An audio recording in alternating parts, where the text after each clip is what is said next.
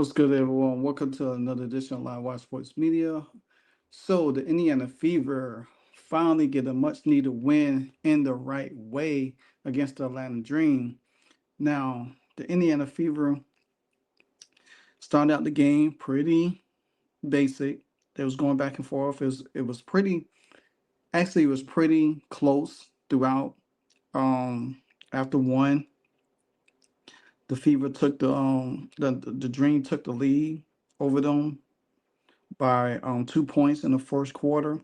Then they took the lead by halftime, and then the third quarter, the Fever went on a pretty good run. Now, there's a lot to take away, even though the Fever won 99-82, which is probably their highest total game, one of their highest total games of the season. And this is the type of ball that Fever needs to play. This is the type of ball that we all been asking for. Allow CC to play the game they did.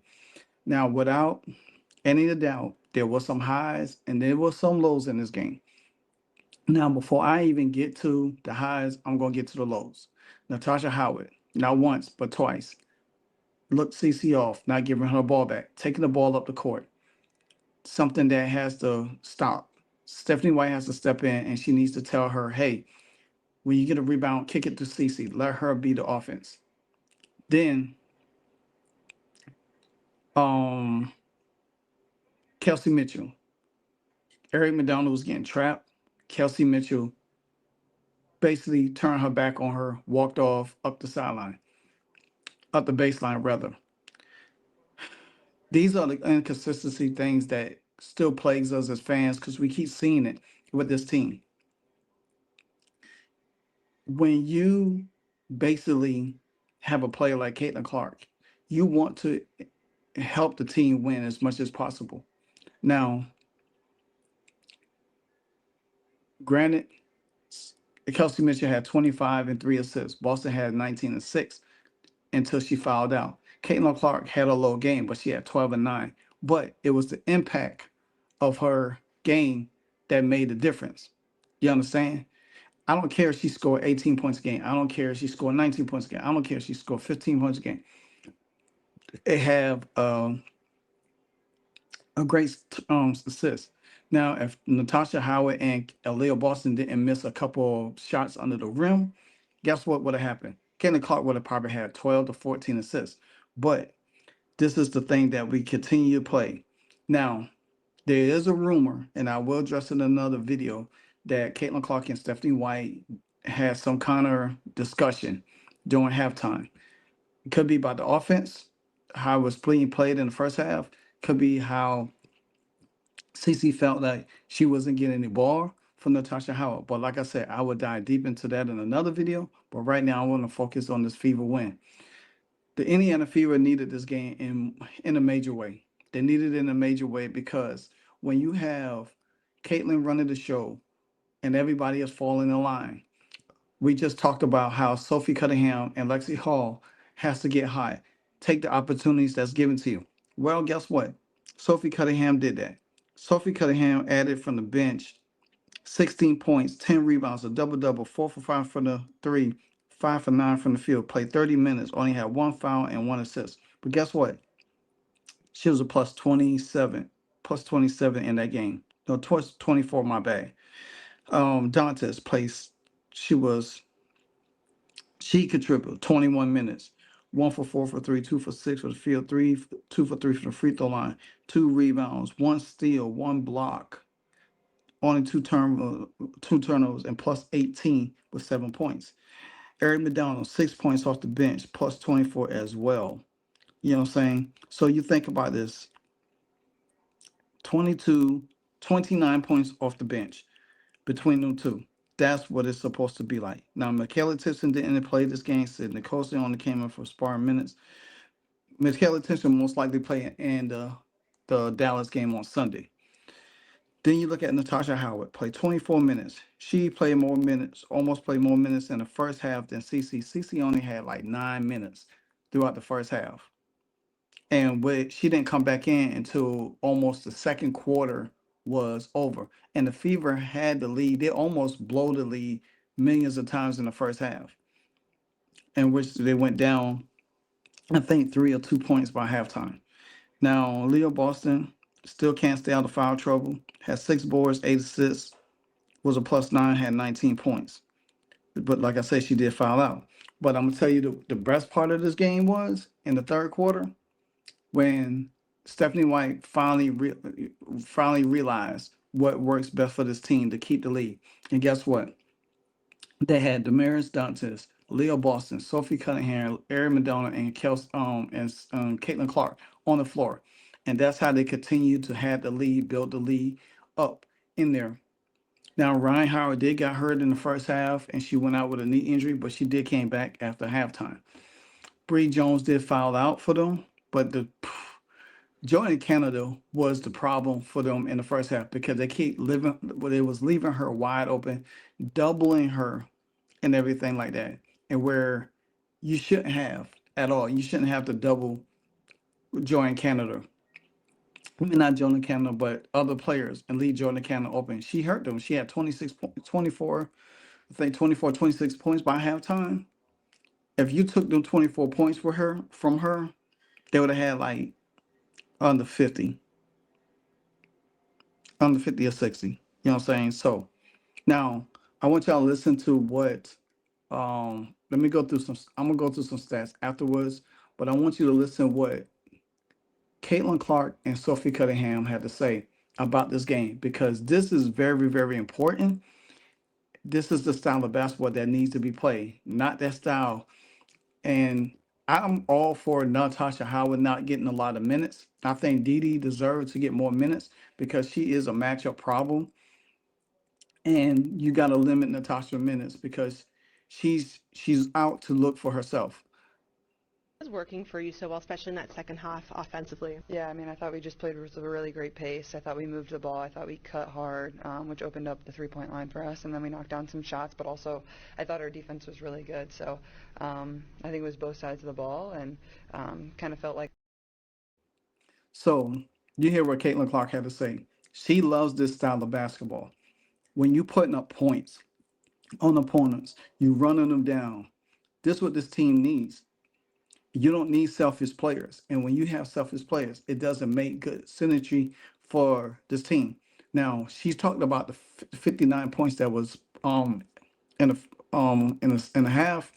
Well, Alexa Filippo said the Indiana Fever 59 points in the second half. Their most points in any half this season and are tied for the most points in any half in the last 7 seasons. uh, the Dream led 52-45 with 6 minutes left in the third quarter, and the Fever outscored them 54-30 to close the game. A complete offensive explosion from the Indiana Fever team. And that's what you need. To me, this team needs that. They really need this kind of production, game in, game out. And I, like I said, I'm all for Natasha Howard minutes to get cut. Heck, they got till Sunday to make roster moves. Me personally, I'm gonna give you my idea about it after this Sophie Cunningham video. Just four certainly did something. The 10 rebounds. And see, she understands it. Like I said, this goes back to my video. Lexi and Sophie are team Caitlin. They want to play that style of basketball.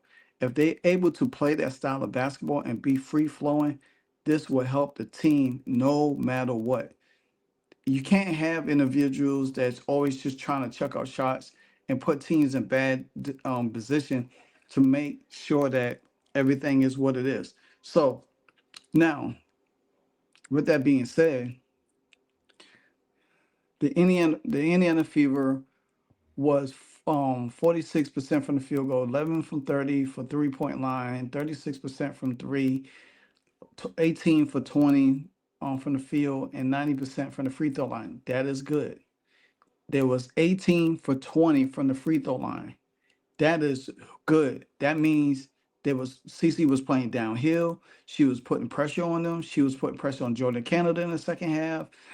And I said, after they don't make a Justin to control Jordan Canada, she could have had almost over 30 points, but they did. And then they had 27 assists, 6 steals, 3 blocks, 13 points, 13 turnovers, 16 points over turnovers, 8 fast break points, 40 points in the paint, which is huge when you playing against a Brittany Griner and a Brees Jones who actually fouled out in that game. And then they only gave up 14 fouls. So if you think about that, that will won the game, being perfect from the line, getting the foul calls and everything like that. So now let me give you my thought of what the Fever should do with Natasha Howard. And I'll discuss this on my live with my co-host, Nicole Uninspired. So I said this is what I said. Cut by Sunday, cut Bree Turner, buy out Natasha Howard, add all of that money, that'll put you almost at over 200, what 200,000. Then guess what? See if you can get an Emma Missamon. If you able to land her, put her in the starting role where Natasha Howard was, let Lexi start, then the offense is more free flowing, more pass happy, more movement in the flow of the offense. Then you can add somebody like a Lizzie Kitts. And for backup, then you have Sophie relieving her. Then you add one more person because you still have to have 12 players on the team. So because you would have to get you have to still replace two people for the two people you cut, Howard and Bree Turner, and then you get another person that gives you that 12 player or rotational player. Then you bring in, you have Dantes for Emma. Then if you were able to get Emma, this is only logical thinking. You had Dantes coming for Emma. You have Liz Kitty for Boston. Then you have Sophie and Lexi relieving each other. Then you have Ari McDonald leaving Kelsey, or you have Ari McDonald leaving Caitlin at some point, or Colston, how you ever want to put it. Then you still could bring Tips in at some point in time and another body to help. You use your whole complete roster at that point. So that was my analogy of that.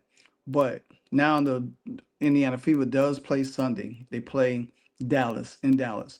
So therefore, I'm looking for this team should be able to run away with them. If they take this performance, learn from it, and Stephanie White doesn't try to minimize Caitlin's gravity in that game, they should blow the Dallas Wings out. Even if they did bring Dejanay or Enrique back, they should still beat this team, no matter what. So let me know what you think about the game, how you feel about it, and everything like that. Me, I'm pleased, but there's still mistakes that they still need to clean up along the way because there are still some bad tendencies there.